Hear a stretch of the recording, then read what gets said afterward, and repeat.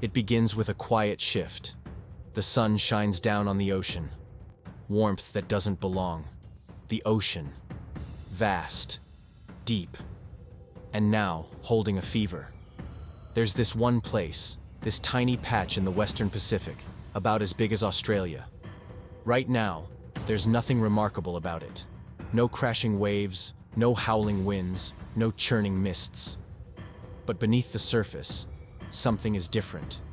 There's a simmering heat, relentless and quiet, a fever under the skin of the sea. It's subtle, almost imperceptible. But the consequences?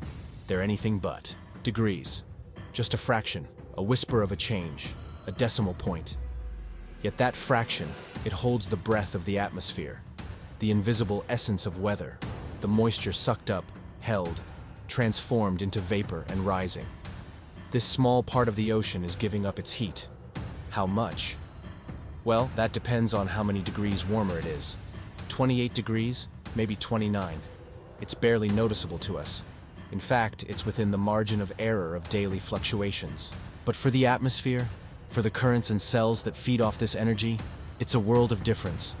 The air rises, building cell by cell into towering columns, each holding latent energy, the promise of what is yet to come. It starts as a whisper of thunder, barely audible above the ceaseless roar of the ocean. Then a low rumble. Like the distant murmur of a crowd, the air grows heavy. The sea breathes out, a sigh laden with moisture. And now, the rumble becomes an atmospheric drumbeat, a lullaby that rocks the very foundations of the earth. That warmth below, it's the engine, the driving force of this drama unfolding over the endless expanse of the Pacific. It's not just the surface that's different, it's how deep that warmth permeates.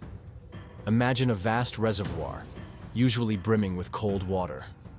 Now a trickle of warmer water seeps into it, raising the overall temperature just a fraction. This reservoir is swelling, growing larger with each passing year, a silent threat lying in wait. The carbon that humans have spewed into the atmosphere over decades has trapped more heat in the lower atmosphere and in the oceans. Every additional degree brings more water vapor into the air, because the atmosphere can hold more water vapor when it's warmer. This amplifies the whole process. More heat is trapped, more vapor enters the air, creating a positive feedback loop. The sponge is saturated, the ink is overflowing. And here's where our story picks up pace. A tropical wave, a collection of storms, a low-pressure system, a disturbance, a seed planted in a warming womb. Meteorologists call it a tropical wave, a collection of storms that brew in the low-pressure zone near the equator. It's like the planet's way of exhaling, releasing the pent-up energy of the sun.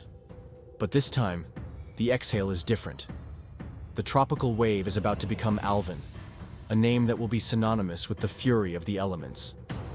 But before the name, there's just a disturbance, a pulse in the sea, a gathering of clouds. The wind shear, the tearing force of the upper atmosphere, normally acts as a stabilizing influence. It rips apart the nascent storm cells, keeping them from organizing into something more sinister. But lately, there are these windows of tranquility, vast expanses of stillness in the upper atmosphere. It's as if the atmosphere itself is holding its breath, allowing the titans to rise unchallenged. So they organize, these cells, coalescing into towering walls of clouds. They spin slowly at first, imperceptibly. But as days pass, the vortex grows, pulsating with the captured heat from the ocean. The rotation is mesmerizing, terrifying, a heart laid bare. Its every beat echoing the turmoil below. And then the Coriolis effect takes hold, the planet's own spin giving it that terrifying clockwise rotation. It's a dance of physics, elemental and deadly. By now, it's mid-September. The water temperature is around 26.5 degrees Celsius, the threshold, the trigger point beyond which things change irreversibly. But what if it's not just 26.5 degrees? What if it's consistently 28 degrees or 29 degrees? The storm isn't just a storm anymore. It's a monster. It feeds on the heat, drawing power from the relentlessly warm ocean. And the sea gives up its energy without a fight. It's as if the ocean itself is tired, spent, unable to withstand the assault. The storm churns and grows, taking on a life of its own. And when it strikes, it doesn't just dump water. It unleashes torrents where once gentle rains fell. The deluge knows no bounds, no. Flash floods where floods were unknown rivers overflowing their ancient banks, drowning the land. And the land is unprepared, drained of its resilience by other pressures.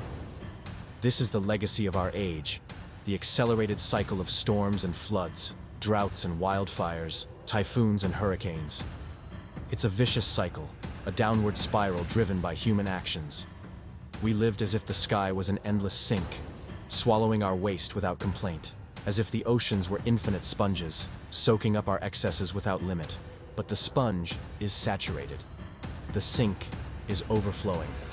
And as the world reels from the immediate fury of Alvin, scientists are already analyzing, modeling, projecting. They saw this coming. The models showed it. The data predicted it. The projections painted a clear picture. But the whispers of warning were lost in the noise. The constant hum of progress, of consumption, of short-term gain drowned out the whispers. The warnings became background static until the static became a roar. The energy budget of the atmosphere is out of balance, massively so. Each degree of warming means more water vapor, and the atmosphere can hold more of it. How much more? Well, that's not an easy question to answer. It depends on multiple factors. How much hotter the ocean surface is, how much water vapor the air can hold, how efficiently energy is exchanged between the ocean and the atmosphere. But we know that even a slight increase in surface temperatures leads to significant changes in energy budgets. And these changes ripple through the entire climate system, affecting not just local weather patterns, but global ones too. The Alvins of today aren't the same Alvins of 50 years ago. They're larger, more potent, fueled by a warmer ocean. They hold their strength for longer, striking further inland, wreaking havoc where it wasn't anticipated. Sometimes they defy the expected path, lingering, drifting, stalling. They become unpredictable. And therein lies the terror. We are staring into the abyss of our own making. And the abyss is staring back, patient, implacable, gathering strength. The current state of affairs isn't sustainable. The balance is broken, thrown into disarray by human activities. The influx of carbon dioxide into the atmosphere has led to a gradual increase in global average temperatures. This, in turn, has caused rising sea levels and shifts in precipitation patterns, leading to more extreme weather events. It's a complex interplay of cause and effect, of actions and reactions. As the energy budget of the atmosphere continues to be disrupted, we can expect more of these storms, not just in the Pacific, but in the Atlantic, the Indian Ocean, wherever the sea meets the sky. They will come with names, some familiar, some new, each carrying the weight of the disrupted equilibrium of a planet in transition. And as they strike, we will remember that the fury we witness is not just of nature, it's of ourselves. It's a reflection of our choices, our emissions, our collective impact on the delicate balance that sustains life. This is the story of our times, the story of Alvin, the story of a changing world. But amidst the fury, there's a glimmer of hope. The sun still shines, the rain still falls, and the earth still endures. Life finds a way. If we can find a way to address the root causes, to understand the delicate balance that nature operates on, perhaps we can restore harmony between humanity and the natural world. Perhaps we can find a way to live in balance with the rhythms of the planet once again. If you found this video informative, please consider subscribing and sharing it with your friends. Your support helps us continue producing quality content. Thank you for watching. This is a story about an invisible debt. Something owed but never settled. Something breathed in but never exhaled. You could call it the carbon debt. The invisible burden that sits heavily on our planet's chest. It's what we've left behind after decades of burning fossil fuels, driving cars, powering factories, and all the while living under the impression that we'd always have more, that progress would always be just around the corner. I grew up in the age of endless possibility. In the years before climate change became a household word, every innovation was sold to me as a blessing. Electricity, air conditioning, plastic bags, pesticides. They were all supposed to improve my life, make me more productive, happier. We built our world on a promise of endless resources, endless capacity, the smokestacks reaching for the sky, the exhaust pipes spewing their fumes, the relentless extraction, the ceaseless consumption. Each flicker of a light bulb, each mile driven, each product bought and used, adding to the invisible blanket. The greenhouse gases swirling around our Earth, silently trapping heat, gradually raising our average temperatures. It's a legacy passed down through generations. The industrialists of the 19th century, they set the wheels in motion. Then our generation inherited their machine, kept it running without considering the wear and tear. We thought we could fix the occasional glitch, adjust a dial here, tweak a policy there. We tinkered with band-aid solutions. Meanwhile, the invisible debt kept piling up, layer upon layer, decade upon decade, and now we're beginning to pay the interest. A storm surge here, a heat wave there, wildfires in the summer, floods in the winter. The rains coming too late or too early, the droughts lasting too long. Every extreme weather event is a reminder that we're being called to account for what we did decades ago, what we've left in our wake. The emissions from your great-grandparents' factory, they are heating the ocean today. And our emissions today, they will shape the storms of our grandchildren. It's a debt that has no statute of limitations, a debt that compounds over time, leaving us to face the music of our past. And that debt is written in the rising sea levels, threatening to engulf low-lying islands, erasing coastlines from the map. It's etched in the coral reefs bleached and dying, turned into graveyards of vibrant marine life. It's whispered in the rustle of leaves as forests fall silent, succumbing to prolonged droughts. The invisible debt is everywhere and nowhere, a ghost in the machine, haunting the very systems we designed and never questioned. Climate change, they say, is the greatest challenge of our times. But when I think about it, I realize it's also the greatest injustice of our times. This is not a recent calamity. This is not the result of a single event or one specific cause. This is a million small decisions, every day for centuries, that now come back to us with a vengeance. This is a crisis that did not happen to us. This is a crisis that we made. They say nothing in life is free. Everything has a cost. Well, the Industrial Revolution came at a steep price. The recklessness of burning coal and oil, the profligacy of discarding waste without consequence, the arrogance of assuming the planet's bounty would always be endless. All of it has brought us to this. And yet the bill has not been fairly distributed. The nations that burned the most, the United States, China, Europe, Japan, Australia, they gained the wealth, the comfort, the technological lead. They made their fortunes peddling the very products that led to this mess. Everything from the gadgets to the gizmos to the gas-guzzling automobiles. These are the countries that reaped the rewards of polluting our shared atmosphere. And now they hold the solutions, the know-how, the technologies that can help us steer out of this mess. But the price tag, oh, the price tag is shouldered by those who burned the least, the global south. The countries grappling with rising waters, erratic weather, scorched farmlands. These are the nations facing the existential threat, but without the means to defend themselves, without the resources to adapt or the power to demand a solution from those who caused this mess. This is a tale as old as our industrial era. The rich planning and profiting from the plunder while the poor bear the brunt of the consequences. Those with the silver spoons in their mouths, they drive the fancy cars that belched out fumes while living in mansions that are shielded from the floods. Those without a silver spoon, they walk barefoot through the debris of their flooded homes, picking through the wreckage of their lives. And what do they get for their troubles? Lectures and platitudes. Why didn't you plan better? They ask. Why didn't you build higher? They sneer. What did you expect would happen? They mock. It's like blaming the victim, blaming them for being poor, for lacking the resources, for not anticipating the wrath of a system rigged against them. Meanwhile, the architects of this mess walk away scot-free, patting themselves on the back for solving the unsolvable, for innovating their way out of the crisis they created. But there's no escape. There's no innovation that can undo centuries of damage, that can reverse the course of nature, that can restore what's been lost forever. There's no escaping this debt because it's in the air we breathe, literally. The air contains fine particulate matter, nitrogen oxides, sulfur dioxide, ozone, carbon monoxide, volatile organic compounds, all of which are detrimental to health, all of which are linked to respiratory illnesses, cardiovascular diseases, even cancer. It's a burden that's almost impossible to quantify. a health burden that falls disproportionately on the poor, exacerbating existing health inequalities.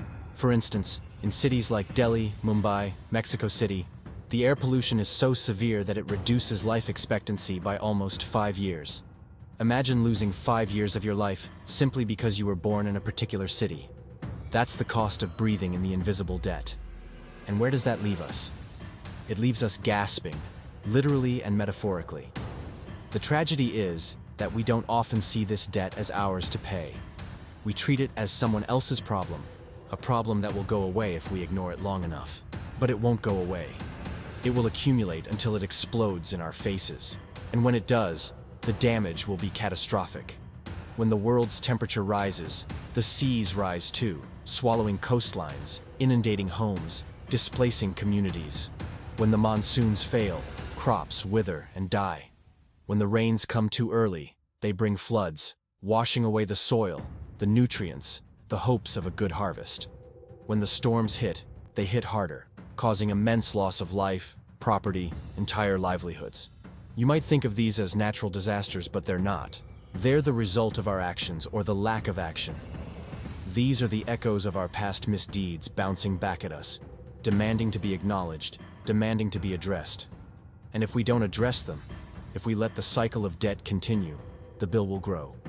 The quietest cost of climate change is the constant anxiety, the perpetual fear of the next storm, the next flood, the next drought.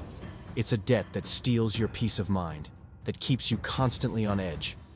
So what do? We, the inheritors of this mess. We, the shapers of our future.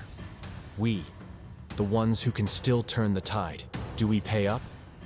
Well, paying off this debt won't be easy. It'll require sacrifice. It'll need systemic change.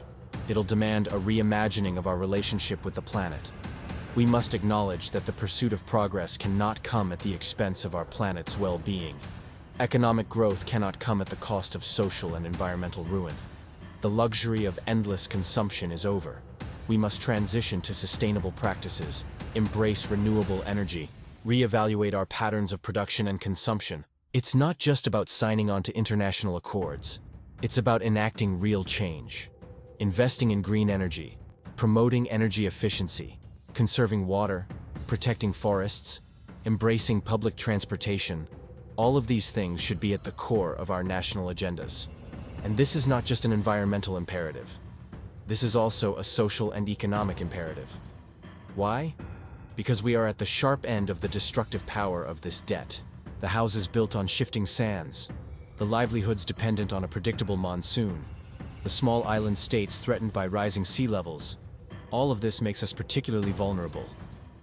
And when the bill comes due, it's not some abstract number on a distant ledger that suffers. It's our streets that flood, our homes that get washed away, our crops that fail, our children who go hungry. So we must not just pay lip service to the idea of sustainability. We must embed it into the fabric of our existence. I know it won't be easy, especially in a world where short-term gains are celebrated and long-term consequences ignored. But we must try because the alternative is unthinkable. A world where the storms get fiercer, where the seas keep rising, where droughts and floods ravage our lands. We must work towards a world where every child can dream of a better tomorrow without worrying about the storms of the present. Where every citizen can aspire for a brighter future without fearing the floods of the past. Because climate change is not just a scientific theory. It's a story etched into our daily lives. It's a tale whispered in the rustling leaves and the roaring winds. It's a song sung in the rising tides and the parched earth. It's a story that demands our attention, our action. If we fail to heed its call, if we fail to invest in our planet's health, if we fail to weave sustainability into the very fabric of our society, then the cost of inaction will be far greater than the cost of action. And who will bear that cost? The same as always, those who did not create the problem, but who are made to suffer its consequences. The legacy of this century of industry, the invisible debt, the carbon burden. It's a legacy we must break free from, together. You wake up in the morning, sunlight streaming through your window. Outside, birds are singing. Children are laughing as they make their way to school. A gentle breeze rustles the leaves in the trees. It seems like just another ordinary day. Yet beneath this tranquil facade, a sinister transformation is underway. In Florida, Hurricane Idalia made landfall as a major Category 3 storm. In Texas, record flooding has left thousands stranded. And in North Carolina, Hurricane Isaias continues to cause widespread destruction. Meanwhile, in Florida again, residents along the Gulf Coast are anxiously bracing for the impact of Tropical Storm Harold. And that was just last week. And for some communities, the wounds from the previous week's storms are still fresh, both literally and metaphorically. Let me tell you a story about the town of Cedar Key. It's a charming little island town nestled between Tampa Bay and the Gulf of Mexico. This picturesque town, much like many others along the coast, exudes a laid-back island vibe. Its economy was built around fishing and tourism. But recently, the idyllic nature of Cedar Key has been seriously disrupted by the series of devastating storms that have hit the region in quick succession. These extreme weather events have had a profound impact on the lives of the residents, causing physical, emotional, and financial strain that runs deep within the community.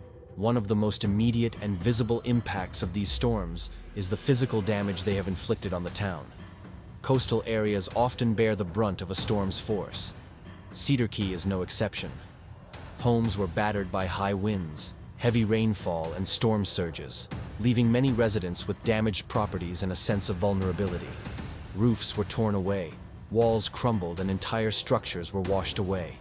The aftermath resembled a scene of a war-torn country, rather than a peaceful coastal town.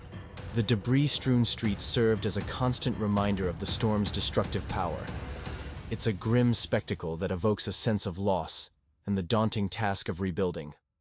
But the destruction went beyond physical structures. The storms also ravaged the natural environment of Cedar Key. The shoreline, once a source of beauty and economic activity, was heavily eroded, altering the very shape of the land. The delicate balance of the local ecosystem was thrown into disarray. The fishing industry, which has long been the backbone of the local economy, suffered a significant blow. Many fishermen saw their boats destroyed or damaged, rendering them unable to earn a living. This not only affected their personal finances, but also had ripple effects on the entire community that depended on the industry. Yet perhaps even more devastating than the physical damage was the emotional toll these storms took on the residents of Cedar Key. Experiencing such catastrophic events can be psychologically traumatizing. Many residents were forced to evacuate, leaving their homes and their lives on hold while the storms raged. They were left with the uncertainty of what would greet them when they returned. The process of cleaning up and rebuilding becomes a daily struggle, both physically and emotionally. As they survey the damage, sifting through the wreckage of their homes and businesses, residents confront the full weight of the storm's impact on their lives. The sense of displacement and the arduous journey toward recovery can leave lasting psychological scars. Now let's take a step back and look at the bigger picture. What happens when a small town like Cedar Key becomes the norm? When will it stop? Let's unpack this further. As we've witnessed, the water isn't just rising. It's invading, seeping into foundations, corroding systems, saltwater intrusion into freshwater aquifers, making the land infertile. The infrastructure built for a different climate, different storms, drains overwhelmed, roads submerged, power grids failing. The economic cost is staggering, billions, trillions in lost production, in rebuilding. Each storm, a massive drain on resources that could have been used for development, for education, for health, but instead goes to reconstruction, to emergency aid, to simply survive. The cycles of poverty deepened, ensured by a climate spinning out of control. Then there's insurance. It's becoming impossible for those most at risk. Who will bear the burden? Who will pay for the inevitable? And the land itself is changing. Erosion, desertification. The very ground beneath our feet losing its grip. The delicate balance of ecosystems shattered. The oceans acidifying, the coral reefs bleaching, the nurseries of marine life dying, impacting fisheries, impacting livelihoods. The food chain itself under stress from the smallest plankton to the largest predators. But it doesn't end there. What about the psychological toll, the pervasive anxiety, the trauma of living under the constant threat of the next storm, the next flood, the next drought? It's a mental health crisis in slow motion. The fabric of community strained, torn under repeated assault, families displaced, migrating, seeking refuge from a climate that has turned hostile. Climate refugees, a new reality for millions upon millions. It's a silent unraveling, a slow-motion catastrophe. And every time a storm like Alvin forms, it pulls another thread reminding us of the growing fragility, the increasing vulnerability. The world we knew, the world we took for granted, it's gone or it's going before our very eyes. Now let's talk about who we are, the ones experiencing this firsthand. We are not just statistics. We are not just faces on a screen. We are human beings. Our lives, our hopes, our dreams, our struggles, and our fears are all intricately tied to the well-being of our planet. For many of us, our connection to the land runs deep, often spanning generations. Our ancestors chose to settle here, to call this place home, recognizing its potential and beauty. They toiled, they dreamed, they built their lives on this very soil.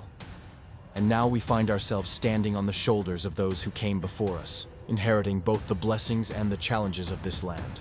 We've watched as the seasons have shifted, the weather patterns changed, and the natural rhythms of our environment have been disrupted. We've felt the sting of the sun on our skin during relentless heat waves, the chilling touch of extended cold snaps, and the unnerving fury of extreme weather events that seem to occur with alarming frequency. And yet, despite the challenges we face, we remain resilient. We adapt, we innovate, we come together as communities, drawing strength from our shared experiences and our collective determination to persevere. We find solace in the support of our neighbors, the warmth of our community, and the enduring strength of the human spirit. But the path forward is not without its uncertainties. As the planet continues to change, we must change with it, transforming our ways of living, working, and thinking. We need to reimagine our relationship with the land, finding ways to coexist in harmony with the forces of nature that surround us. And in this journey, we are not alone. We have the knowledge, the technology, and the ingenuity to shape a better future. By embracing sustainable practices, investing in renewable energy, and fostering a deeper understanding of our environment, we can pave the way for a more resilient and harmonious way of life. It's a call to action for all of us, a call to protect the land that has been our home, to preserve the environment that sustains us, and to build a future where humanity and nature thrive in beautiful balance. Thank you for listening to my story. Thank you for listening to our story. If you found this video impactful, consider sharing it with others. Together, we can raise awareness about the urgent challenges we face and inspire positive action. Stay tuned for more stories that shed light on critical environmental issues. Your engagement helps us continue delivering impactful content. Let's work together to protect our planet and secure a better future for all. Our mission is to make climate change understandable and to empower people to take action. You can help us get there. Subscribe to our channel. Alvin is standing in the middle of a field, his home village behind him, looking out over what used to be his rice paddy. Where the plants should be growing, there is only water. It's early in the morning, but the day is already hot. Alvin wipes sweat from his forehead. He remembers when this area was full of rice paddies. Now, in the last 2 years, he says, his entire community has been completely flooded twice. People in his village have started to abandon their homes and move to Phnom Penh, the capital of Cambodia. Many families have sold their homes and businesses, he says. If we continue to live here, we don't know if we will be able to recover, Alvin says. We don't know what disaster will strike next. This is a sentiment that we hear repeated over and over again around the world. People are living through more and more extreme weather events, and in many parts of the world, it seems like the weather has changed. Gone are the nice gradual shifts from wet to dry. Instead, it's becoming drier and drier with more and more extreme floods. These extreme events are happening faster, more often, and with less time in between them for communities to recover. It's leaving people feeling overwhelmed and wondering how much more they can endure. It's leaving them wondering why. Here, in this community in Cambodia, the answer is obvious. The river has changed course. It was here, Alvin says, pointing to an area behind his village. The Stueng Sen River used to meander nearby, but during the flooding, the river changed course and now flows right through the village. His home sits directly in its path. Behind him, homes are knee-deep in water. Some are completely submerged. Their ancestors knew the rhythms of the land, the river, the coast. They knew when the rains came. how high the river would rise. But now the rhythms are broken. The old wisdom no longer applies. The monsoon comes late or it doesn't come at all. Then it floods. A deluge, unexpected. The extreme swings from drought to flood, back and forth. No time to recover. Their lives are connected to the land, to the water, to the sky. And when those connections break, so do their lives. The elderly, they remember. They talk of different times, of stability. But the young, they only know this new normal, this age of uncertainty. They see their fields barren, their homes washed away, their future evaporating. They don't know if they can trust the land anymore. They don't know if it's worth trying to rebuild. Some choose to stay, to rebuild, again and again. A testament to resilience. Others leave. They go to the cities, to crowded slums, to unknown dangers, leaving behind everything they knew, their culture, their identity. And it's not just the homes and the rice paddies that suffer. The storm brings not just wind and rain. It brings displacement. It brings despair. And the global conversation, it feels so far away. The debates in distant capitals, the negotiations, the climate summits. They don't feel the floodwaters rising. They don't feel the hunger, the human element. It gets lost in the data, in the models, in the projections. But it's here, in every single life touched by these changing patterns. And the changes are significant. The weather extremes are significantly impacting people's daily lives. Extreme rainfall events are causing soil erosion, taking away the land that people depend on to grow food and sustain their families. Flooding is destroying crops and killing livestock. People are losing their homes, their possessions, even their lives. Drier weather is making it harder to grow food and raising the risk of famine. It's forcing people to migrate from rural areas to cities. It's putting pressure on water resources, making it harder to find safe drinking water. The youngest members of these communities bear the brunt of the crisis. Children are missing school because their schools are destroyed. They're missing out on education that they need for their futures. Children are suffering from malnutrition because the food they need to grow is being washed away, or they're being forced to leave their home communities and uproot their lives. Children are facing violence, exploitation, and abuse, becoming the forgotten victims of the crisis. For those who have lost everything multiple times, how do you rebuild hope? How do you find the strength to face another season, another year? Each wave of flooding is taking away more and more of their ability to cope. It's taking away their homes, their land, their businesses, their health. It's taking away their very sense of self. When someone dies, people ask, "Who are you?" But when a whole community suffers, no one asks. When a whole community suffers, no one asks. When a whole community suffers, no one asks. When a whole community suffers, no one asks. When a whole community suffers, no one asks. It's easy to get lost in the numbers. 1.7 billion people live in countries that are highly vulnerable to climate extremes. An additional 4.2 billion people are at risk. Disasters displace an estimated 26 million people each year. Without urgent action, extreme weather events will displace 200 million people by 2050. 40% of children under 5 years old will likely face water shortages. By 2040, droughts, floods, storms, and heat waves are expected to cause up to 200,000 deaths annually. 3 billion people could be exposed to life-threatening heat. Global poverty rates could increase by 7% by 2030. Every year, extreme weather takes 11,000 lives and causes $290 billion in damages. But the storm isn't just external, it's internal. A storm within the human spirit. It's a test of endurance, of faith, of the very will to survive. And every time a name like Alvin is uttered, it carries the weight of these countless human stories. The silent screams of a world under duress. In the end, we want to acknowledge the elephant in the room. We've talked about the crisis, the impact, the projections, but we haven't talked about the cause. We know that burning fossil fuels is driving the climate crisis. We know that ending our dependence on fossil fuels will end our exposure to these extremes. But we also know that doing so will require collective action. It will require a change in our behaviors, our choices, and our systems. It will require holding leaders accountable and demanding change. Because without that demand, there won't be any supply. It will require each of us, all of us pushing forward together towards a more sustainable and equitable future. This is a story from our award-winning series, The New Reality, which explores how climate change is affecting people's lives around the world. We bring you powerful stories from the front lines of climate change because we believe that to solve this crisis, we need to connect with it on a human level.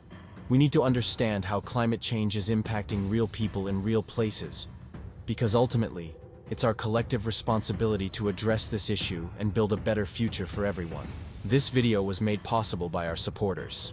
If you want to be part of our mission to amplify the voices of those most affected by climate change, please consider supporting us.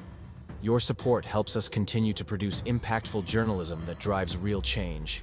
Together, we can make a difference. Thank you for your support. The next time you see a news headline about record temperatures or floods or storms or droughts or heat waves, consider this. We have the science. The consensus is clear. The evidence is overwhelming. Thousands of researchers, millions of data points, decades of observation. The warnings are unequivocal. The projections, stark. But the action, the collective response, it feels inadequate. Faltering. There's a disconnect between knowing and doing. Between understanding and acting. Why? Is it denial? Is it fear? Is it the sheer scale of the problem? The human mind struggles with long-term threats, with things that feel distant, even if they are knocking at our door. The short-term thinking, the election cycles, the quarterly reports, they overshadow the existential threat, the planetary crisis. And there are powerful forces, interests tied to the old ways, to the fossil fuels. They sow doubt, they fund disinformation, they protect their profits at the cost of the future, at the cost of countless lives. The question is, how do we bridge this divide? How do we align our actions with the science? That's the defining challenge of our times. And I believe the answer lies in understanding the nature of this disconnect. Let's start with the obvious. What are the barriers we face? The first is the lack of political will. It's fractured, fragmented globally, nationally, within each country, within each parliament. Every leader is waiting for the other to make the first move. The burden sharing, who sacrifices, who changes, who pays. This applies to every country. It also applies to every sector. Consider the financial industry. Banks continue to invest in fossil fuels despite the risks. Why? Because there's no global level playing field. There's no global carbon tax. There's no uniform rule. So every institution, every company waits for the others to make the first move. And this relates to another challenge, the tension between developed and developing nations. Developing nations need energy. They need to lift their people out of poverty. Should they be denied the path that developed nations took? But the planet cannot afford that old path. Not anymore. It's a classic tragedy of the commons. Resources are shared, but the costs are not. The consequences are borne by all, but the benefits are often privatized. Now, the second barrier is our tendency to focus on short-term gains. As individuals, as societies, as businesses, we prioritize immediate results over long-term sustainability. Why? Because the future seems less real, less tangible. It's easier to be concerned about something that's happening right now, rather than something that might happen in the future.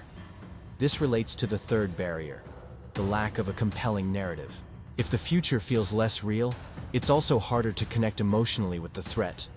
We don't see ourselves in the projections, we don't feel the urgency, and this is where those with vested interests exploit our psychological makeup. They amplify doubt, they muddy the waters, they create confusion. In a world of sound bites and shifting narratives, the truth gets lost. And so does the sense of urgency. But here's the thing. These barriers, they may seem insurmountable, but they are not natural. They are man-made. They reflect our choices, our values, our priorities. They can be overcome. We must choose to look beyond quarterly reports. We must go beyond election cycles. We must think in terms of decades, in terms of centuries. We owe it to the generations that follow us. So what can we do? For starters, we can leverage technology. We have incredible tools at our disposal. Data analytics, AI, they can help us understand complex systems better. They can model scenarios, project outcomes. We can use technology to visualize the science more compellingly. And that brings me to the second point: communication. We need to tell the story of the climate crisis more effectively. Not just the threat, but also the opportunities, the innovations, the green jobs, the cleaner air, the healthier lives. We need to engage people's emotions, their hopes, their aspirations. That's the only way to drive collective action. And let's talk about innovation, because that's the third leg of our approach. We need to support research, development, and deployment of new technologies. Things like direct air capture, green hydrogen, sustainable aviation fuels, carbon storage. These are not silver bullets, but they can accelerate our progress. And when I say support, I don't mean lip service. I mean targeted investments, public-private partnerships. We need to nurture innovation at scale. Now, these are my personal perspectives shaped by my role leading the World Economic Forum's work on climate. And while I'm encouraged by the progress we've seen, I know it's not enough. We need a quantum leap in ambition, in action, in implementation. So what does this quantum leap look like? Well, let's start with some basics. First, we need to price carbon. A global carbon price, ideally. But if that's not feasible, then at least a floor price, a minimum price. This would level the playing field. It would drive investments towards cleaner sources of energy. Second, we need to stop burning anything that isn't renewable. Coal, oil, natural gas, they have no place in a sustainable future. We must end their use completely. Third, we need to change our mindset from consumption to sustainability. Sustainable agriculture, sustainable forestry, sustainable diets. This will require changes in our lifestyles, yes, but also changes in our business models. And this brings me to the fourth point: transparency and disclosure. Businesses must disclose their climate impacts. Investors must factor in these risks and opportunities. We need clear metrics, comparable data. Only then can we make informed decisions. Now, these are some basic steps, but they are not exhaustive. They are not mutually exclusive. In fact, they are complementary. You see, the climate crisis is a complex problem. It requires a multifaceted solution. What's more, these steps are not some abstract proposals. They're based on the best available science. They're not a matter of opinion or belief. And I know this might sound controversial, but in this case, I believe the science is unequivocal. Yes, there are uncertainties, of course, but the risks of taking action are far outweighed by the risks of inaction. In conclusion, we must acknowledge the elephant in the room. Yes, we have the science. Yes, the consensus is clear, but we've allowed vested interests to muddy the waters. We've allowed misinformation to take root. We've allowed political expediency to override the greater good. And the result is this: a world on the brink. A world that's experiencing the early symptoms of a fever. Storms are a mirror. They reflect our choices, our inaction. They are the planet's increasingly desperate attempt to communicate. The great disconnect between our knowledge and our behavior. That's the silent storm raging within us. So what's the way forward? We need to close this gap, the disconnect between knowing and doing. We need to translate knowledge into action. And how do we do that? Through collaboration, through embracing the multilateral system, through working across divides. Yes, it will be challenging. Yes, it will be complex. But the alternative is unthinkable. A future steeped in climate denial, in conflict, in chaos. That's not a future worth contemplating. Let me leave you with a quote from Sir David Attenborough. "The greatest threat to our planet is the belief that someone else will save it." Thank you. So, what then? Is it despair? Is it inevitability? Or is there still a choice, a path towards a different future? The scientists keep working. They keep refining their models. They keep innovating. The engineers, the activists, the community leaders, they are building. They are adapting. They are fighting. One solar panel at a time. One tree planted. One resilient community rising. The young voices. They are loud now, demanding action, demanding accountability. They are inheriting this world. They see the future clearly. Perhaps clearer than those who created the problem. The concept of adaptation. Building higher. Building stronger. Moving away from the coast. But there are limits to adaptation, limits to resilience. Some places will be lost. Some ways of life will disappear forever. The conversations, they are changing, slowly, but they are changing.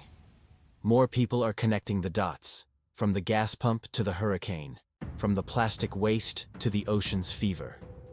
The dark reality is not just the problem. It's also the challenge, the call to action. It's the urgency that might finally awaken us. The choice is stark: radical change or catastrophic consequences. There is no middle ground. Not anymore. Every storm that forms now, every named system, every Alvin, it's a reminder, a ticking clock, of the decisions we make today that will shape the world of tomorrow. The whispers from the deep ocean, the roar of the winds, the deluge of the rain. They are all part of a single, urgent message. The pulse of the planet, altered, accelerated. It's up to us to respond, to listen, to act. The future of Alvin, the future of every storm, the future of our world. It rests on the choices we make now, the greatest story of our time, unfolding before us. Will we be the generation that listened, or the one that succumbed to the silence? The future whispers. What will our response be?